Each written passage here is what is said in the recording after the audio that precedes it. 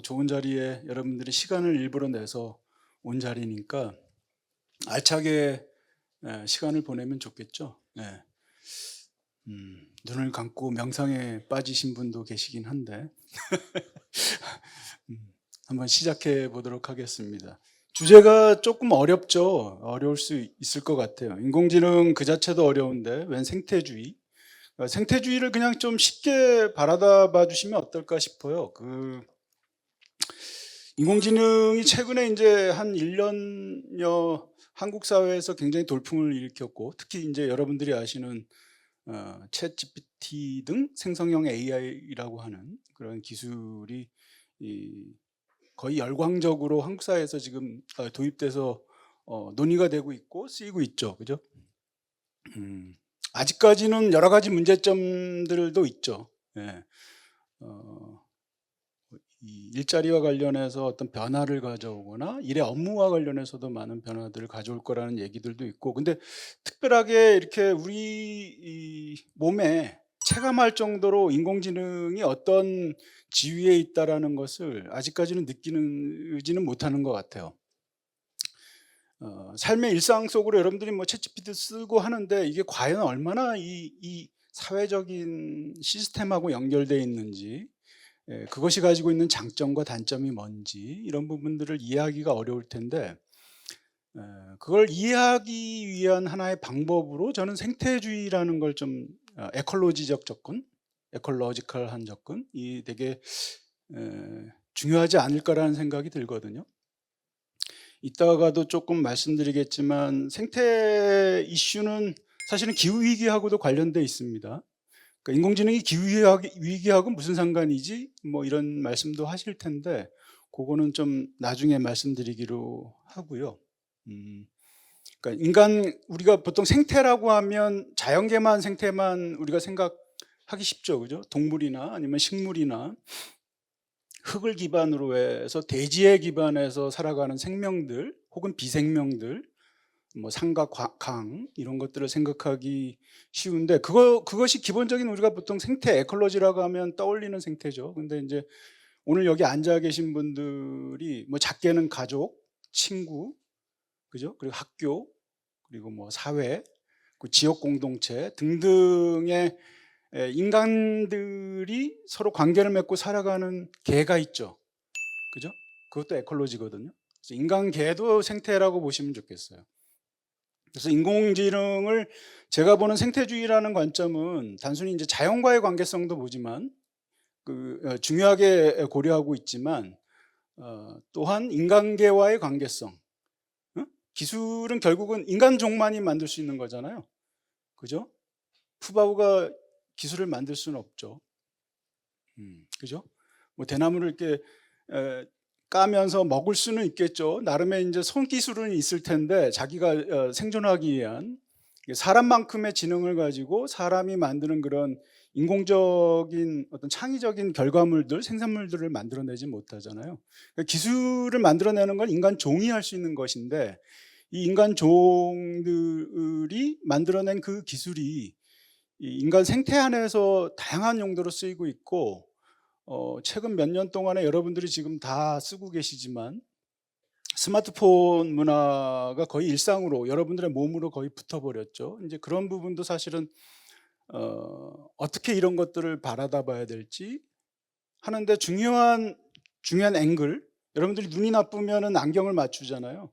그것처럼 렌즈를 맞추거나 뭐 안경을 맞출 텐데, 기술을 보는 하나의 시각, 렌즈가 바로 이제 일종의 생태주의라고 보면 좋겠죠.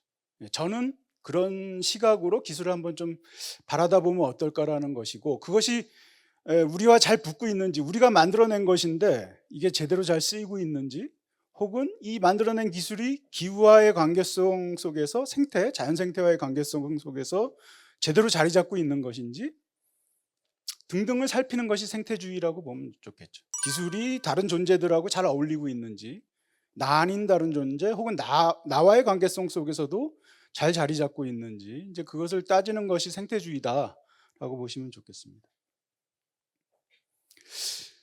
이 그림을 하나 강의를 위해서 그려 봤는데요. 이 화살표는 점선으로 된 화살표는 아마 인제 뭐 시대적인 변화라고 읽어 주시면 좋을 것 같아요. 그 첫 번째 그 다이어그램에서 보시면 그 자연과 인간계가 사실은 분리돼 있지는 않아요. 그죠? 여러분들이 매일같이 아침에 일어나서 사과도 먹고 뭐 야채도 먹고 엄마가 주는 거 막 먹다 보면 그게 보통 자연에서 얻어진 거잖아요. 음. 인간은 사회 속에서 살지만 끊임없이 자연과의 관계성 속에서 살죠. 그죠? 신진대사도 물이나 여러분들이 그런 식음료들을 섭취하지 않으면 생존이 불가능한 거죠. 그래서 사실은 자연과 인간계라는 것이 따로 분리되어 있지는 않죠. 근데 편의적으로 제 강의에서는 편의적으로 다이어그램에서 보면 두 개의 원으로 이렇게 그려 놨어요. 그래서 왼쪽에서는 생태 혹은 자연이라고 보통 얘기하는 쪽, 그다음에 사회, 인간들이 서로 모여서 군상을 이루고 살아가는 조직체로서의 사회, 이 두 가지를 연결시켜 주는 역할이 기술이 굉장히 크게 했었던 거죠. 연장, 초기에는 이제 연장이나 도구적 역할이 크죠. 그죠? 예를 들면 낫이나 밭을 가는 뭐 이런 고랑을 이는 그런 도구나 연장을 통해서 자연을 바꾸잖아요. 바꿔서 그로부터 생산물을 끌어내죠. 그게 이제 일종의 지금의 기술은 아니지만 도구나 연장으로서의 기술이라고 볼 수가 있겠죠. 초기의 어떤 로우테크적인 기술이라고 볼 수가 있겠죠. 이제 그런 단계였다면 두 번째 오른쪽에 있는 이미지를 보시면 요거죠. 요게 이제 자본주의적 기술이라고 한번 생각해 보세요. 기술도 이제 뭐 도구나 연장 같은 경우는 하루 일과 끝나고 나면은 연장을 그냥 밖에다 놓고 자기의 어떤 그 휴식 시간이나 농촌 마을을 한번 생각해 보세요. 농민이 일을 하고 나서 뭐 자기가 밭을 갈거나 아니면 트랙터도 마찬가지죠. 쓰고 나면 그냥 밖에다 놔두고 자기의 여가 시간을 편하게 보내잖아요. 그리고 다음 날 또 해가 뜨면 이제 일할 준비를 하는데 기술이 멀리 이렇게 좀 떨어져 있죠. 예. 첫 번째 이미지에서는 기술이 생태와 사회를 연결시켜 주는 그 틈이 좀 많이 벌어져 있죠. 그죠? 느슨하게 연결돼 있어요, 기술이. 그죠? 그 지금의 스마트폰처럼 여러분들 24시간, 예전에 저는 베개 밑에다가 스마트폰을 넣어 놓고 잔 적이 있어요. 될 수 있으면 최대한 잠자리까지 스마트폰을 갖고 가지 않겠다라는 원칙을 세우고 나서는 조금 멀어졌는데 지금의 일상에서 보면 완전히 다른 일상이죠. 두 번째 이미지는 사실은 첫 번째 이미지는 그런 농촌의 기술이나 연장들을 한번 생각해 보면 좋을 것 같고요. 농민 사회. 두 번째 이미지는 산업 사회. 그죠? 그러니까 기술계를 만들 정도로 자기 자신의 스피어를 만들 정도로 기술이 발달되고, 특히는 뭐 가장 많이 쓰이는 것은 경제적인 기술로서 많이 쓰이죠. 자본주의가 형성되고 공장이 만들어지고 그 안에 상품을 대량 생산하는 그런 시스템, 거기에 정밀화된 그런 자동화 시스템, 이런 것들이 이제 기술들일 텐데, 그 기술들은 굉장히 어떻게 보면 자연 파괴적이고 자연으로부터 뭔가를 채굴해서, 그죠? 자원들을 산업 재료로 쓰고 노동력이 집중적으로 그 안에 집어넣어져서 기계와 한 몸으로 일들을 해 나가죠. 근데 그 안에서도 여가는 있죠. 그죠? 근데 굉장히 기계 의존적인 사회죠. 산업 사회라는 것이. 제조업을 생각해 보시면 알 수 있을 겁니다. 그게 아마 두 번째 다이어그램 정도일 거예요. 근데 지금의 현대적인 디지털 국면에서의 기술을 한번 보세요. 지금 뭐 저는 AI 기술이라고 써 놨는데 AI가 범용화된다라고 얘기하고 있잖아요. 그러니까 범용화라는 것은 일상적으로 여러분들이 생각하고 뭔가에 대한 물음표를 가졌을 때 답을 얻고자 하고 어떤 업무를 수행하고자 할 때 모든 곳에서 쓰일 수 있다라는 거죠. 예. 그러니까 여러분들의 지적 활동과 관련해서. 그죠? 그러니까 예전에는 뭔가 번역을 하고자 했으면 굉장히 사전도 찾아가면서 했는데, 이제는 집어넣으면 디벨 같은 프로그램 아세요? 딥L이라고 있거든요. 제가 거기 회사하고 전혀 상관이 없습니다. 근데 가장 많이 쓰는, 뭐 구글에서도 번역 서비스가 있긴 하죠. 근데 몇 초도 안 돼서 번역문이 그럴듯하게 나오잖아요. 거기 손만 보면은 거의 번역이 다 되는 그런 형태인데, 그 정도로 우리가 이제 빠른 결과물을 얻을 수 있을 정도로 기술들이 우리 일상 속으로 단순히 경제 영역이 뿐만이 아니고 여러분들의 삶 모든 곳에 이렇게 편재하는 그 유비쿼터스라고 보통 얘기하잖아요. 유비쿼티, 유비쿼터스. 삶 일상 속에 어디든 있는 부르면 바로 쓸 수 있는 그게 인제 지금의 기술의 형세라고 볼 수 있고 저 화살표로 이렇게 양쪽으로 다이어그램이 이렇게 붙고 하나의 일체화되는 그 강조 그림을 그리고 있는데 거의 이 생태와 인간계, 자연계와 인간계와 기술이 거의 한 몸이 되는 그런 사실은 최근의 자연도 인공적이지 않은 게 없죠. 예. 이 부근에 보시면 뭐 이렇게 조경들 도시에도 해 놓은 거 보면 다 인공조림이잖아요. 그죠? 사람의 손에 의해서 새롭게 재구획화되고 인공화된 아티피셜리 인공화된 그런 자연들이라고 볼 수가 있겠죠. 이제 그 지점에서 보면 아주 우리가 그 인간 손때를 묻지 않은 자연도 얘기하긴 하지만 대체로 지금 인간들이 거의 지구 표면에 발들이지 않은 곳이 없고 개발이 이루어지지 않은 곳이 없죠. 그러니까 보호도 보호라는 명목하에 레저베이션 영역들을 만들어 놓지만 거의 그것도 인간 손을 타야 되는 그런 또한 보호구역이기도 하죠.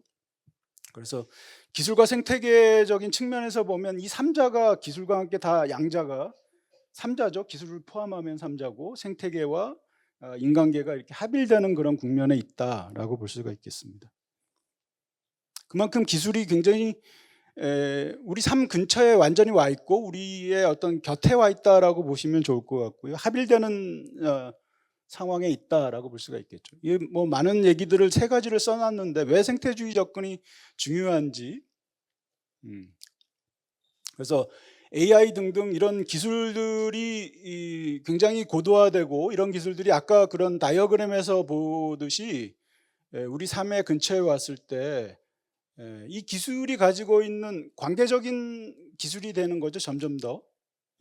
그 기술이 우리의 삶에 영향을 주고 우리의 의식에도 영향을 주고 그죠? 그런 상호 연결된 망 속에 있다라는 것을 우리가 이해할 때만이 이 AI에 대한 좀 더 정확한 이해를 우리가 할 수 있다라는 것이고요.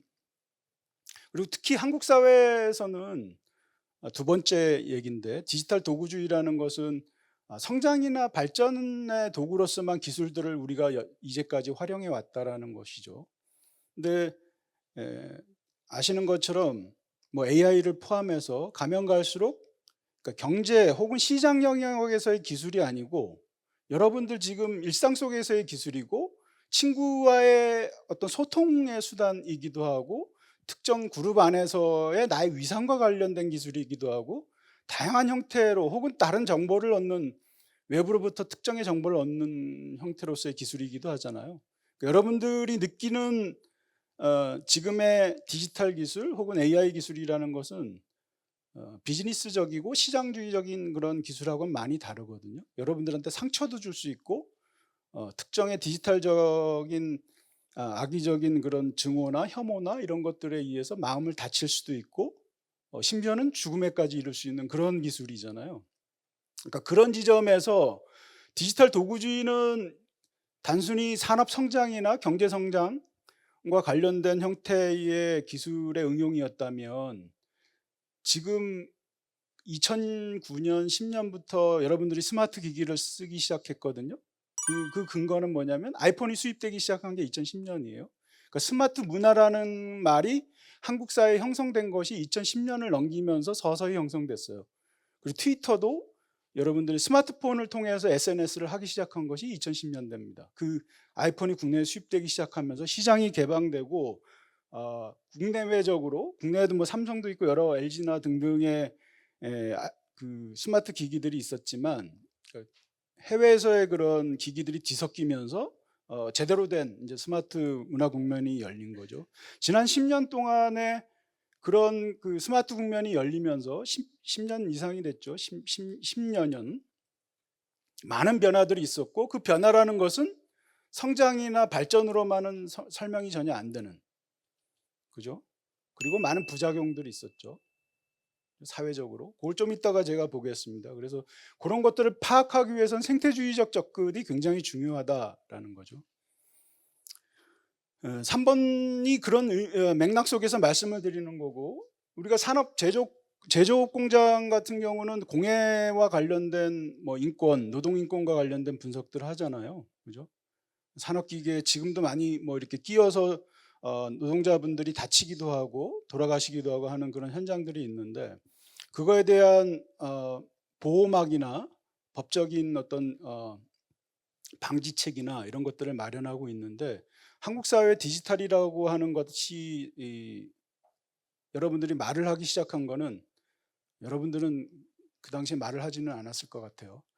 80년대 중반부터 이제 소위 그 컴퓨터가 국내에서, 그러니까 개인용 컴퓨터가 PC가 도입됐다라고 대중적으로 각 가정에 이렇게 집에 엄마 아빠가 이렇게 집에 자식들을 위해서 들여놓기 시작한 것이 이제 80년대 초중반이거든요.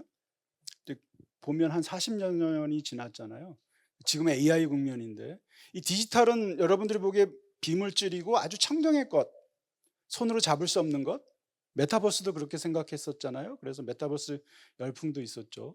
그 새로운 어떤 세계가 열리는 것으로 얘기해 왔었는데, 실제 그렇지 않다라는 거죠. 그런 측면도 있지만 생태주의적으로 보면 많은 사람들의 의식에 요즘에 도파민 중독 얘기도 있지만, 사람 간의 관계에 굉장히 상처를 많이 주고 증오하게 만들고, 그죠?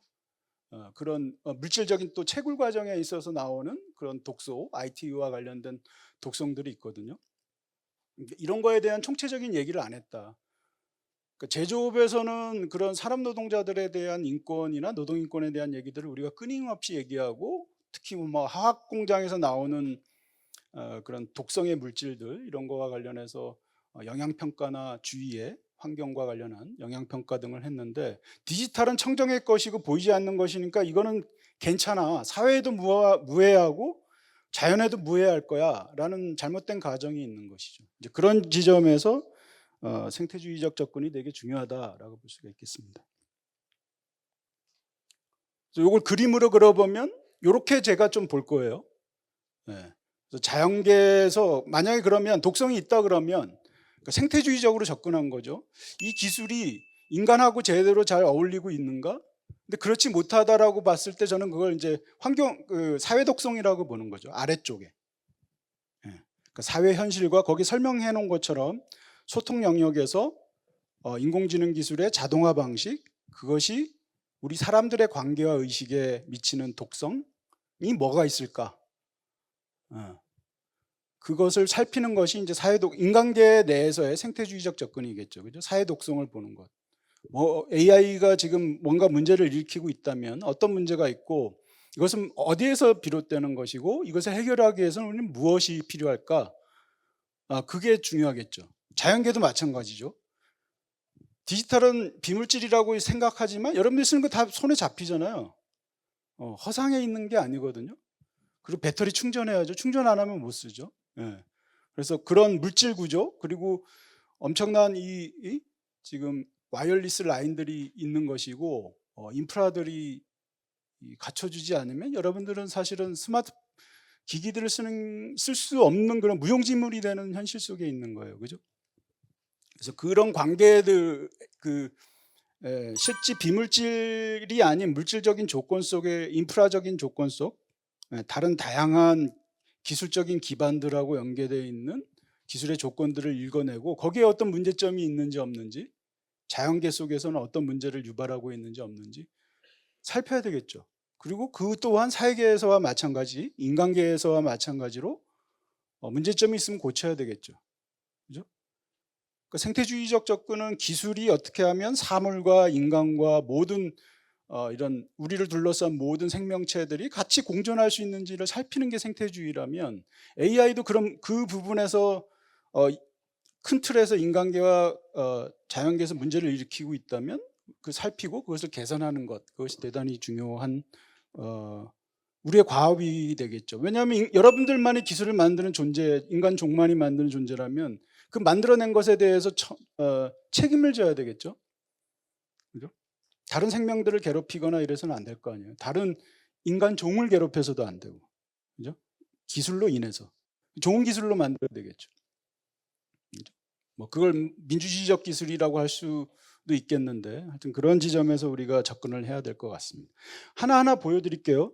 제가 앞에서 시간을 좀 많이 쓴 것 같은데 조금은 스피드를 한번 내보겠습니다. 자, 인간계부터 먼저 볼게요. 인간계에서 봤을 때 현재 AI가 어떤 사회 독성을 만들어내고 있나 살펴볼 수 있겠죠. 그래서 한번 보겠습니다. 여러분들은 좋아서 데이터 활동해요, 그죠? 지금 아마도 이제 이 슬라이드 내에서는 보여드릴 수 없고, 그 왼쪽이 지금 보면 하나의 실험인데, 그 마누엘 벨트란이라는 사람이 만든 웹사이트에 보면 스페큘러티브 캐피탈이라는 그런 웹사이트가 있어요. 나중에 시간 되면 한번 들어가 보시면 좋은데, 그 첫 화면이거든요. 뭐냐면 이 사람은 작가이자 뭐 연구소 소장 역할도 하고 하는 사람인데, 그 현대 자본주의 사회에서 여러분들이 어떤 위치에 있는가, 우리가 인간이란 존재는 과연 뭔가, 특히 이제 데이터 자본주의라고 하는, 그래서 데이터 활동, 우리는 좋아서 막 데이터 활동도 하고 뭐 게임도 하고 막 하는데, 그것이 사실은 구조화된 데이터를 기반으로 한 현재의 자본주의, 플랫폼 자본주의라고 하는, 혹은 뭐 데이터 자본주의라고 하는, 왜 뭐 그런, 거기에 이제 거의 땔감으로 쓰이는 우리의 데이터 활동이 데이터 노동이 되는 현실을 비틀어서 실험을 한 적이 있어요.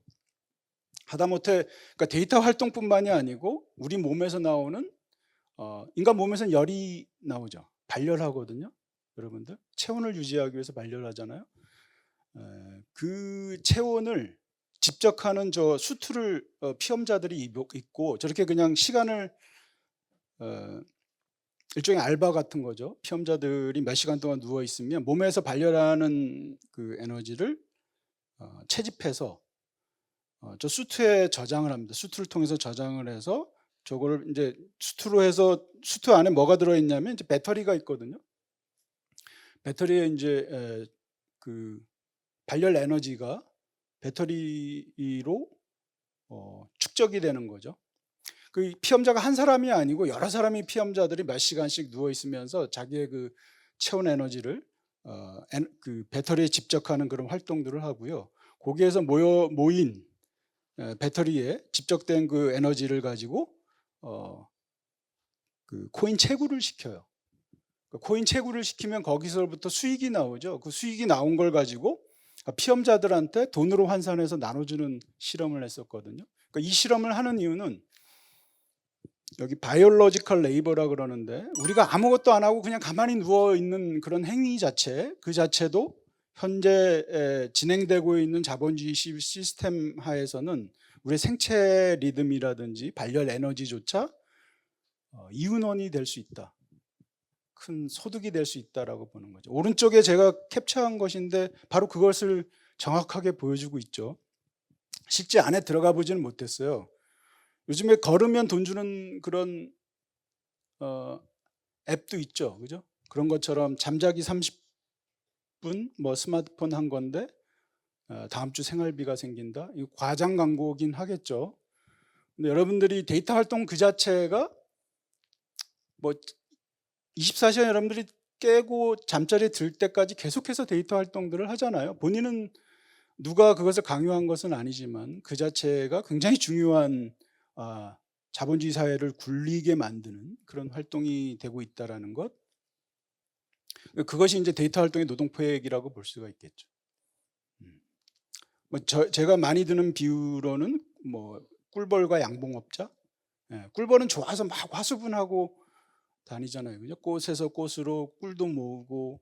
근데 벌꿀을 이렇게 저장해 놓으면 누가 가져가죠? 양봉업자가 이렇게 가져가죠.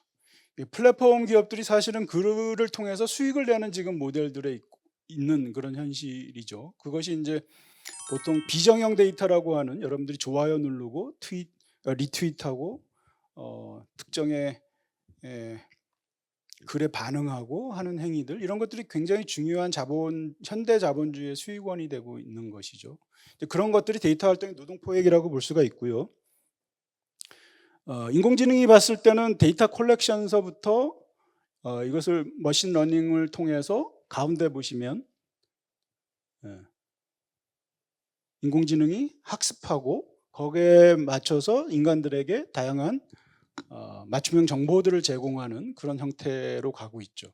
혹자는 그걸 이제 감시 자본주의라 그러는데, 뭐냐면 데이터 자체가 돈이 되는 그런 현실에 대한 아주 내적 논리를 얘기하는 거죠. 그러니까 감시를 하지 않고는 자본주의가 굴러가지 않는, 그 감시의 대상은 여러분들 각자가 되는 거죠. 여러분들의 어떤 취향이라든지 생활 태도라든지 위치 정보라든지 이런 모든 것들이 중요한 감시의 대상이 되는데, 감시 그 자체가 목적이 아니고 감시를, 여러분들의 일거수일투족의 감시를 통해서 수익을 낼 수 있는 모델들을 만들어내는 것, 그것이 현대자본주의의 가장 강한 측면이자 본질적인 측면이라고 볼 수가 있겠죠.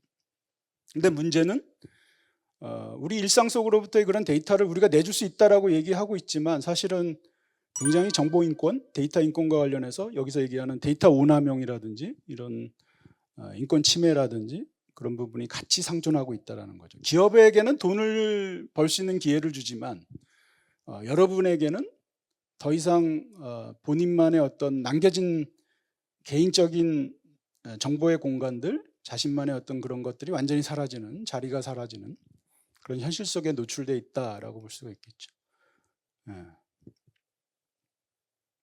이 지점을 우리가 어떻게 풀어가야 될까가 굉장히 중요하죠. 사실은 이게 계속 문제거든요. 한국 사회에서 계속 문제가 되죠.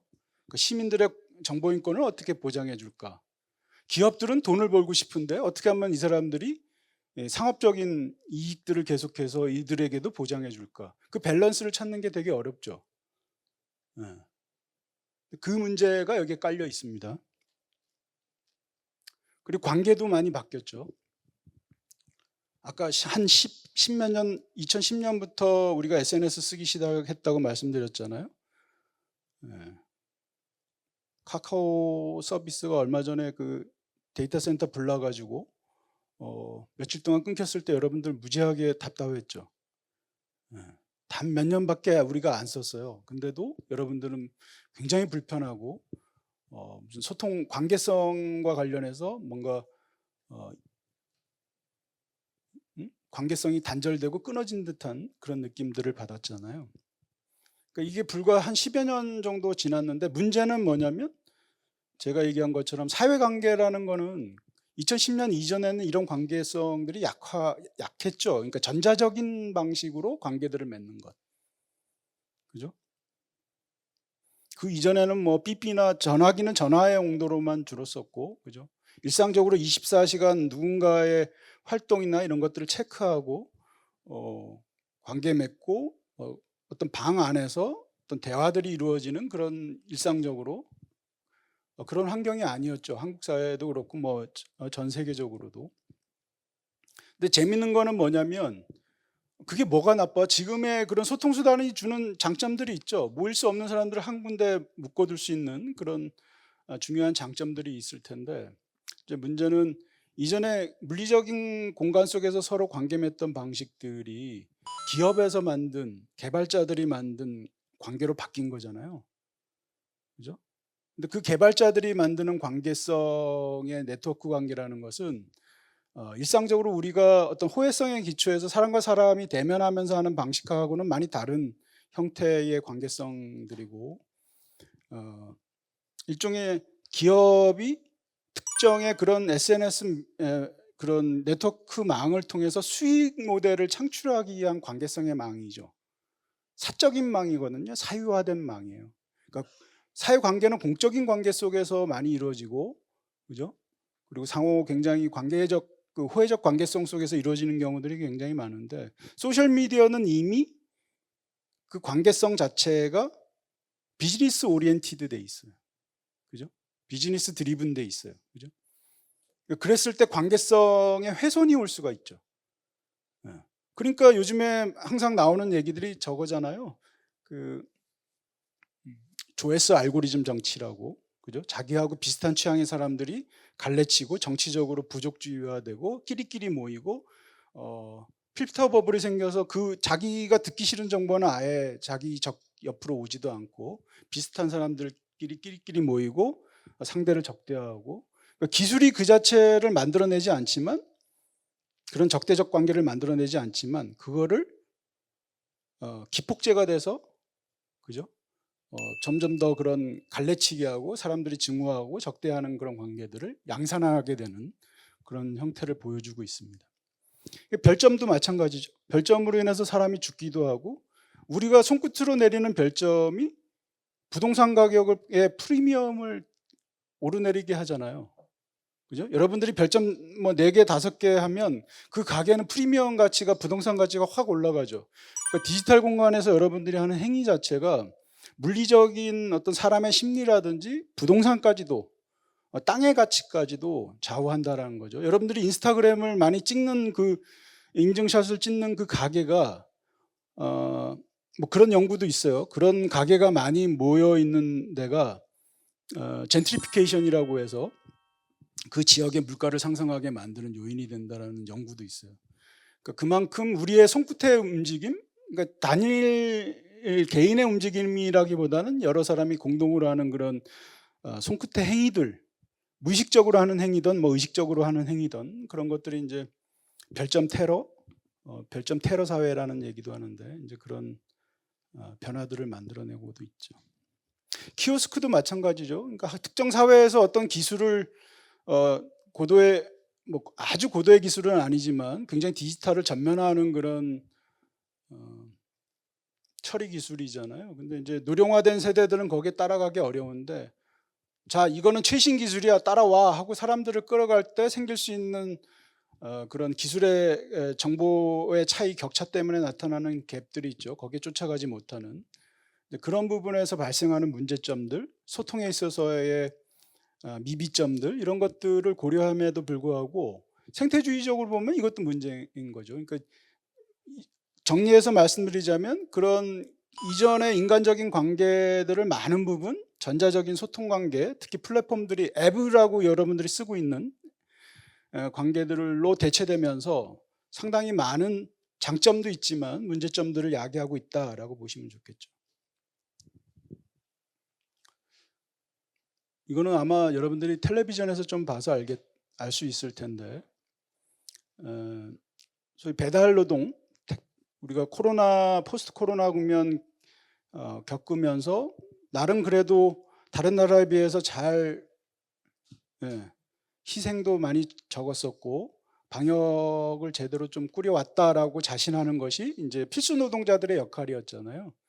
근데 일상적으로 이제 플랫폼 배달 노동자들이 많이 늘어나고 하면서 나왔던 문제들이 이제 AI 알고리즘의 노동 통제 역할 이런 것들이 이제 굉장히 문제시 됐죠. 왼쪽에 보는 그림은 이미지 중에 왼쪽 이미지는 우리들이 일상적으로 쓰고 있는 그 지도 앱이죠. 그래서 A에서 B까지 가는 거리를 표시하고 있고요. 그 왼쪽은 15분, 그리고 오른쪽 지도는 11분으로 표시하고 있는데 직선거리로 같은 A와 B 거리를 직선거리로 표기하고 있죠. 뭐냐면 사람 보고 날라서 가라는 얘기죠. 배달 노동자의 앱입니다. 저거는 지도 앱이에요. 그러니까 기계가 보기에 알고리즘이 보기에 A에서 B로 가기에 최선의 방법은 직선거리로 가는 게 가장 효율적인 방법이죠. 근데 사람은 어떻습니까? 오토바이를 끌고 가야죠. 오토바이에 무슨 날개가 달린 게 아니잖아요. 길을 따라 또 가야 되고 길을 가다 보면 고개도 있을 수가 있고 그날따라 기후위기로 인해서 폭우가 쏟아질 수도 있어요. 그죠? 여러 가지 요건들이 있는 것이죠. 그것을 전혀 고려하지 않는 방식이 오른쪽의 지도인 거죠. 그 배달 노동자들은 저 오른쪽의 지도를 가지고 배달을 하게 돼요. 그죠? 근데 이제 저 문제들을 배달 노동자들이 문제 지적을 했었고 개선이 됐죠. 개선이 됐는데 이제 저 앱을 운영하게 하는 운영사 플랫폼 업주는 어떻게 변명했냐면 이건 기술적 결함이다라고 얘기를 합니다. 근데 사실은 알고리즘이라는 것은 기업의 어떤 자산이라고 얘기하고 외부에서 그 알고리즘을 요구하면 사실은 투명하게 공개를 하지 않습니다. 그래서 어떤 원리에 의해서 이런 직선거리가 만들어졌는지 그것이 기술적 결함 때문인지에 대해서는 우리가 알 수가 없는 거죠. 그 오른쪽은 그 새벽 배송, 뭐 총알 배송, 샛별 배송 뭐 얘기들 많이 하는데 새벽 배송이라는 것 때문에 만들어진 그런 우리의 어떤 배달 배송의 편리성 때문에 노동자가 과로로 숨지는 사건들이 있었거든요. 그러니까 편리성이 다른 쪽에서는 인간에게 비수가 될 수 있다. 뭐 이렇게 볼 수가 있겠죠. 그리고 오른쪽에 아래에 보시면 요게 이제 실제 산재 사고가 주로 많이 일어나는 게 소위 AI 알고리즘을 쓰는 기업들, 배달 기업 앱들의 노동자들이 예전에는 이제 큰 재벌 기업들에서 제조업 분야에서 많이 산재 사고가 났는데 최근에는 배달 업종에서 더 많은 산재 사고가 나고 있다라고 볼 수가 있겠죠. 빨리 이 배달을 하려면 달려야 되잖아요. 이제 그런 모순적 상황들이 발생하고 있다라고 볼 수 있죠. 페이크 뉴스도 여러분들 너무 잘 아시죠. 생성형 AI가 만들어내는 페이크 뉴스나 뭐 요즘엔 소라라는 영상 또 AI 영상 제작 AI도 나왔잖아요. 이제 그런 현실이기 때문에 과거에는 품이 들었는데 뭔가를 조작하거나 정보들을 새롭게 만들어내는 행위에서 지금은 단 몇 초 만에 만들어낼 수 있고 그것이 진실인지 가짜인지 알기가 어려운 그런 우리가 현실 속에 놓여 있다라고 볼 수가 있습니다. 이런 문제들을 앞으로 우리가 어떻게 할 것이냐, 특히 이제 이런 페이크나 이런 새로운 가짜 뉴스라고 하는 가짜 정보가 주로 약자들을 많이들 그렇게 변형을 한다 그래요. 아이나 여성 그런 부분에서도 상당히 인권 침해 요소들이 굉장히 강하다라고 볼 수가 있겠죠. 요것도 마찬가지인데 AI가 이미지 생성형 AI들이 최근에는 좀 좋아졌을 것 같아요. 그러니까 기술적 결함들을 계속해서 개선해 나가거든요. 그러니까 현실 속에서 그러니까 대표성이 낮은 것들을 끊임없이 보이지 않는 것으로 끌어내린다라는 거예요. 대표성이 높은 것들을 왜냐하면 이 생성형 AI 특징은 뭐냐면 자기가 학습한 것 중에 대표값으로서 평균값을 주로 평균적 확률값들을 많이 내보이는 그것이 텍스트가 됐던 이미지가 됐던 동영상이 됐던 그래서 밖으로 많이 표출한다는 거죠. 새로운 이미지를 생성하거나 그럴 때 키워드를 생성할 때 손은 왜 보여주냐면 손이 5개인지 6개인지 7개인지 모르잖아요. 그죠? 손은 보통은 얼굴이나 이런 것들은 바로 우리가 인식을 할 수 있기 때문에 이미지 생성에 굉장히 표준화된 이미지 생성들을 쉽게 할 수 있는데 뭐 인종적인 어떤 특정의 인간형을 만들어내기에 굉장히 편한데 손가락은 항상 보면 5개를 정확하게 우리가 화면 안에서 보여주고 있지 않죠. 그죠? 구부리고 있거나 잡고 있거나 우산을 잡고 있거나 아니면 뭐 팔짱을 끼고 있거나 그래서 생성형 AI가 손가락이 인간이 몇 개인지를 잘 파악을 못하는 오류가 있어요. 근데 저는 이것을 상징적으로 여러분들한테 보여드리는 것인데 그것은 손가락의 대표성이 5개라는 것들이 얘가 학습을 제대로 안 된 거죠. 그래서 예를 들면 생성형 AI에서 굉장히 소수자들의 논리, 그죠? 다수의 어떤 증명화된 그런 논리보다도 소수자의 의견이나 이런 것들이 마치 손가락이 대표성이 적은 것처럼 점점 생성형 AI에게 우리가 프롬프트로 뭔가를 질문하고 답을 얻을 때 이 손가락과 같은 효과들이 나타날 수가 있다는 거예요. 소수자 논리들이 점점 배제되고 과잉 대표성이 높은 것들, 평균값으로서 채택될 수 있는 것들이 많은 이미지와 텍스트들이 더 많이 우리한테 답으로 던져진다는 거죠. 그래서 소수자 목소리들이 점점 가라앉는 그게 이제 연산 확률적 평균값이라는 얘기고요. 제가 시간이 없어서 좀 급하게 가야 되는데 그러니까 노동에 있어서도 생태계 문제들이 있죠. 그죠? 유령 노동이라고 하는 그러니까 인간이 주체가 돼서 AI를 부리는 것이 아니고 AI가 중심이 되고 AI에 우리가 보조 역할들을 하는 그죠? 밑에 이미지처럼 저게 찬지 뭔지 이렇게 개인지 고양인지 데이터 레이블링이라고 하는 그런 활동들이 다 저런 노동에 해당되는 거죠. 그러니까 노동을 현재는 보면 대체하기보다는 이런 새로운 AI 보조형 노동들을 많이 만들어내는 추세에 있죠.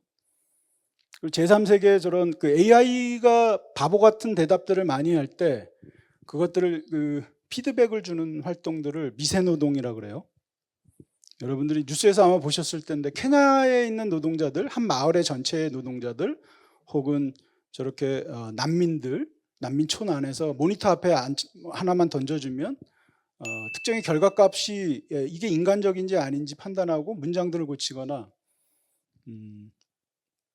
그리고 잘못된 오류, 편향 이런 것들을 사람이 수작업으로 잡아주는 활동, 그게 이제 미세 노동이라고 할 수 있는데, 주로 이제 남반구나 뭐 이런 데서 저가의 그런 노동들을 수행하고 있다고 합니다. 자, 자연계로 가볼까요? 그러니까 이게 아까까지 이제 어떤 사회계에서의 문제였다면 자연계에도 분명히 그런 환경 독성들이 있겠죠. 여러분들이 쓰는 모든 전자기기는 보통 희귀금속이 꼭 들어가야 되죠. 그죠? 뭐 히토류라고 하는 그 금속이 들어가야 되고, 그것을 채굴을 해야 되는데, 이게 굉장히 자연을 황폐화시키는 측면이 커요. 그러니까 우리가 일찍이 알고 있던 그런 제조업 분야에 투입되는 금속 자원보다도 훨씬 더 양이 극소하고 훨씬 많은 땅을 파헤치고 산을 뒤집어야지만 아주 조금의 극미한 양의 이런 희귀금속을 얻을 수 있거든요. 그러니까 자연 파괴와 관련해서 보면 엄청난 자연 훼손 효과들이 있다라고 볼 수가 있고, 문제는 희귀금속은 단독으로 존재하지 않고 보통 합금으로 여러분들 그 기기에 들어가거든요. 그래서 마치 우리가 소금빵 좋아하시죠? 뭐 소금이 겉으로 묻어 있기도 하지만 기본적으로 그 빵 안에는 소금이 들어가 있잖아요. 배합에. 그 배합에 들어간 소금을 처음에 배합 전에는 구분하기가 편하죠. 근데 그걸 섞어서 빵을 만든 다음에 거기서 소금을 걸러낸다? 가능은 하겠죠. 근데 굉장히 어려운 일이라고요. 그러니까 희귀금속도 그런 식으로 일반 금속에 들어가거든요. 근데 그거를 그런 뭐 다시 리사이클을 하거나 하는 과정에서 마치 빵에서 소금을 끄집어내는 것만큼이나 따로 분리해내는 게 굉장히 어렵다라는 것이고, 그 과정에 엄청난 환경 오염과 공해 요소들을 발생시킬 수 있다라고 볼 수가 있겠죠. 그리고 물질, 아까 그 디지털과 관련된 다양한 AI를 똑똑하게 만드는 노동의 그런 저가의 노동, 유력 노동이라고 말씀드렸던, 혹은 미세 노동이라고 말씀드렸던 것과 함께 여전히 IT 독성 노동은 있어요. 조립을 하고 폭스콘에 저런 조립하는 여성 노동자들, 그리고 코발트 채굴하는 저런 어린아이들, 아동노동, 산업혁명기의 초기에나 볼 수 있는 저런 노동 형태들이 계속해서 일어나고 있는 것이죠.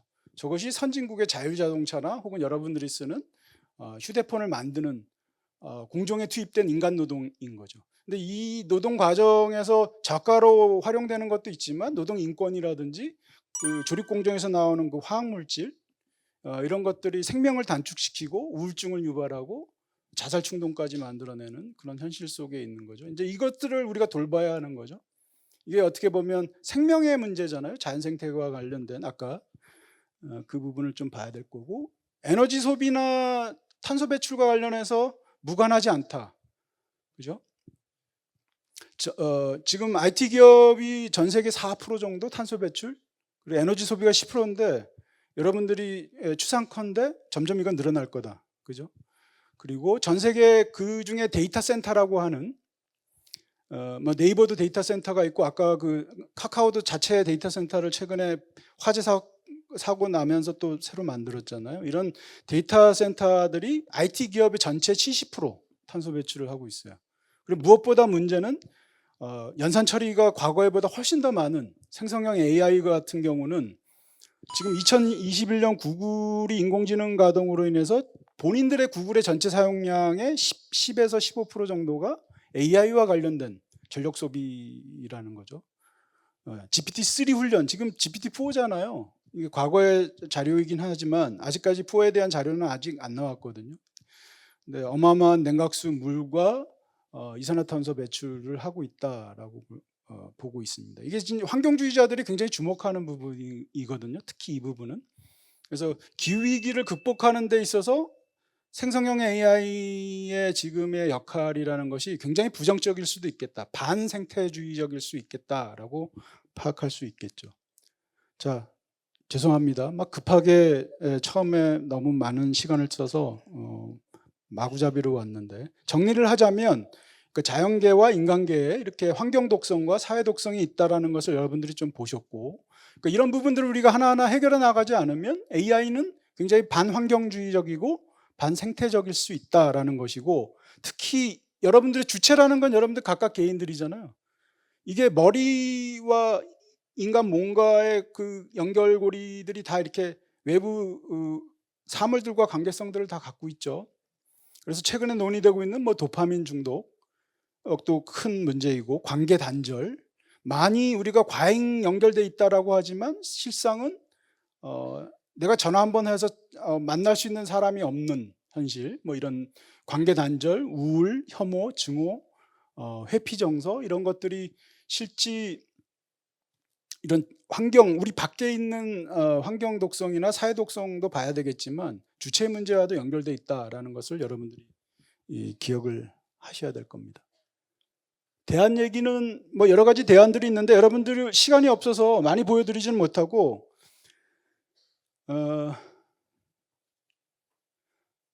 범사회적인 논의 테이블 필요하다, 이런 얘기들은 이따가 하여튼 질문 들으면서 좀 말씀드릴게요. 뭐 생태 리터러시 얘기도 하고 있고, 뭐 AI 관련된 시민의 어떤 그런 것들을, 권리들을 보호할 수 있는 데이터 국면에서 그런 법안도 마련돼야 되고, 뭐 생태 독성 현장에 대한 연구, 이런 것도 있는데, 마지막으로 중요한 것은 여러분들이 생태주의라는 건 뭐냐면 내 밖에 그런 기술들이 어떤 관계성 속에 놓여 있는지를, 지형들을 파악하는 행위도 굉장히 중요하거든요. 그러니까 AI 기술이라는 게 그냥 단순히 서비스 앱으로서만 존재하는 것이 아니라 거기에 연계된 게 사람도 연결돼 있고 환경도 연결돼 있고 다양한 복합적인 인프라도 연결돼 있고 있는 것을, 형세를 파악하는 것, 그게 되게 중요하다라고 보는데요.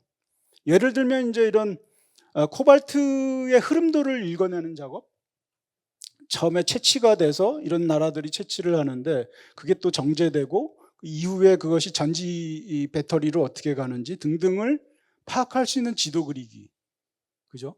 그 사이클들을 읽어내는 작업들이 되게 필요한 것 같아요. 생성에서부터 폐기까지 돌아가는 사이클. 전기차만 보면 우리가 그게 굉장히 에너지 절감형이라고 보잖아요, 그죠? 탄소 배출을 적게 하고. 근데 그 전체 사이클을 한번 보세요.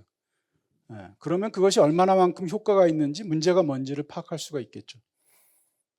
차만 이렇게 단독으로 보면 안 된다는 얘기죠. 차를 만들어내는 전체 공정, 아까 얘기했던 희귀금속의 채굴 과정, 폐기 과정을 전체를 봐야 전기차의 올바른 생태주의적 그림이 그려진다는 거죠. 이건 누스피어라고 하는 건데, 이게 아까 보셨던, 처음에 봤던 우리 그 양봉업자와 꿀벌과의 관계성에서 보여주었던 데이터를 수집해서 처리해서 맞춤형 정보를 제공하는 그런 AI 속성을 아까 그림을 잠깐 보셨는데, 그걸 좀 더 전면화된 한 그림이고, 왼쪽에 보면 여러분들한테 이게 크게 보여드릴 수 없는데 지금 거기에 개입되어 있는 각각의 단계별로, 밑에 1번이 이제 AI를 트레이닝 시키는 단계고요. 그리고 두 번째가 이제 알고리즘 학습시키는 단계고, 그로부터 이제 예측하는 그런 단계인데, 왼쪽의 라인에 특별하게도 여기서는 이제 그 인간 노동의 역할들을 연결지어서 보여주고 있고요. 뭐 이런 그림도 있습니다. 이거는 아마존닷컴에서 쓰고 있는 에코라고, 에코 서비스의 전체적인 지형도를 그린 그림이거든요. 형세를 그리고 있고, 또 생성형 AI가 실제 지금 어떤 지형에 놓여 있는지, 왼쪽은 그 논의를 주도하고 있는 사람들의 논의, 아래쪽은 보시면 현재 진행되고 있는 서비스 영역, 그리고 여기 데이터 센터나 뭐 에너지, 아까 말씀드렸던 그런 자연 생태계와 연관된 부분, 그리고 노동의 부분, 제가 잘 보이지 않아서 지금 인프라 부분, 그리고 여기에 노동의 부분들이 있고, 휴먼 에포트라고 돼 있죠. 이렇게 그림을, 전체적인 그림, AI를 둘러싼 전체 지형도를 그려주고, 이것이 단순히 우리가 그냥 뭐 뚝딱 프롬프트 집어넣으면 나오는 것이 아니라 이러한 다양한 물질적 과정 안에 놓여 있다는 것을 설명하고 있습니다. 마지막입니다.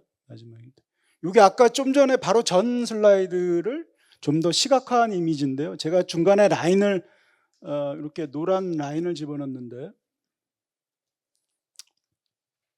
이 상위에 있는 것들이 이제 주로 자연계에서 벌어지고 있는, 여기 아프리카에서 채구라고 해서 이런 하드웨어 기기들이 만들어져서 AI의 어떤 그런 물질적인 영역들을 구성한다라고 보고 있고요.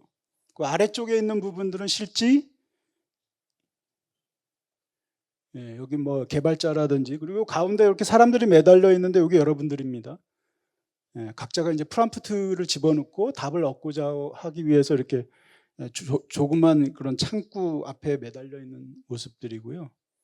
이제 그런 지점들을 보여주고 있는데, 이제 생태주의적 시선이라는 것은 결론을 짓자면 여러분들이 그 각각의 개별적인 스마트 기기라고 하는 것들이 이런 다양한 관계성 안에서 엄청나게 큰 글로벌리 큰 관계성 안에 얽혀 있고, 그 얽혀 있음의 어떤 문제 지점들이 항상 나타날 수도 있다라는 것, 관계성에 있어서의 어떤 잘못된 지점들이 나타났을 때 이런 것들을 우리가 어떻게 봐야 되는지, 그리고 우리가 생각하지 않았던 관계성의 영역들이 어디까지 펼쳐져 있는지, 이런 것들을 이해하는 데 있어서 굉장히 중요한 시도라고 볼 수 있죠. 일종의 이제 인식론적 지도라고 볼 수가 있는데요. 이런 지도 제작도 일종의 여러분들이 AI에 대한 문해력을 키우는 중요한 방법론이라고 할 수가 있겠습니다.